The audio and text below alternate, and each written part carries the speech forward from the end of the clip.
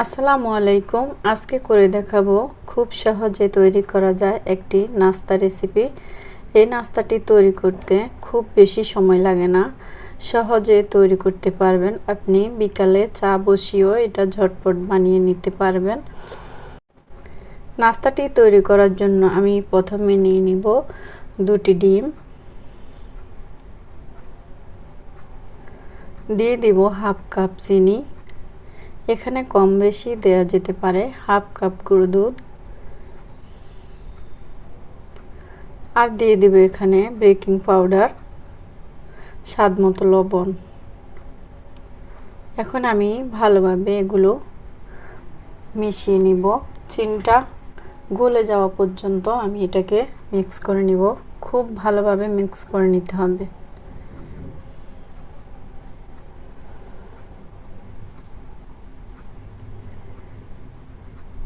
আমার এগুলো মিশানো হয়ে গেছে। এখন দিয়ে দিব 2 কাপ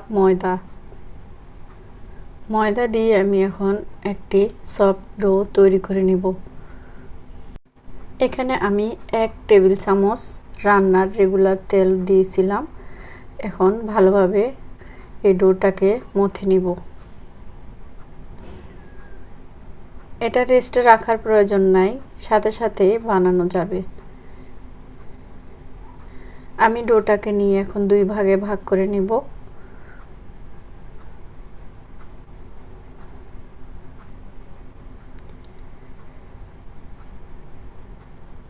একটা সাইড রেখে দিব, আর একটা সাইড দিয়ে আমি এখন পিঠা বানিয়ে নিব।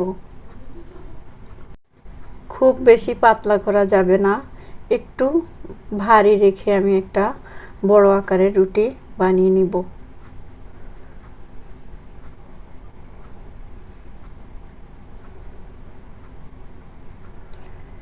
আমার রুটি বানানো হয়ে গেছে। এখন একটি বোতলের মুখের সাহায্যে আমি ছোট ছোট করে কেটে নিব।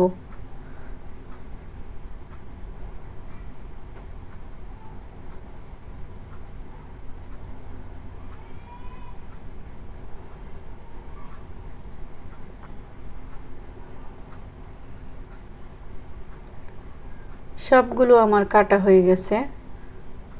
খুব ভালো হয়েছে পিঠাগুলো। এখন আমি একটি প্যান বসিয়ে দিলাম। তেল মিডিয়াম আঁচে গরম হয়ে গেলে আমি আস্তে আস্তে পিঠা দিয়ে ভেজে নিব। চুলার আঁচটা বাড়িয়ে দিলে পিঠাগুলো উপর থেকে লাল হয়ে যাবে, ভিতর থেকে ভালোভাবে হবে না। এজন্য খুব ভালোভাবে আস্তে আস্তে করে পিঠাগুলো ভেজে নিতে হবে। খুব সুন্দর করে সবগুলো পিঠা ফুলে উঠছে, দেখতে খুবই সুন্দর লাগতেছে।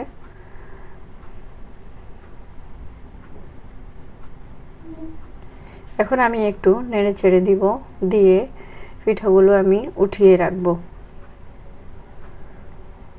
সবগুলো পিঠা আমি এভাবে বানিয়ে নিয়েছি। কেমন লাগলো আজকের রেসিপি জানাবেন। এতক্ষণ সময় নিয়ে আমার ভিডিওটি দেখার জন্য সকলকে অসংখ্য ধন্যবাদ। সবাই অনেক বেশি ভালো থাকবেন, সবার জন্য অনেক অনেক শুভকামনা। এই পিঠাটা বানিয়ে কেউ খেয়েছেন কিনা জানাবেন। আর আমার ভিডিওটি যদি ভালো লাগে তাহলে শেয়ার করার অনুরোধ রইল। আল্লাহ হাফেজ। আসসালামু আলাইকুম।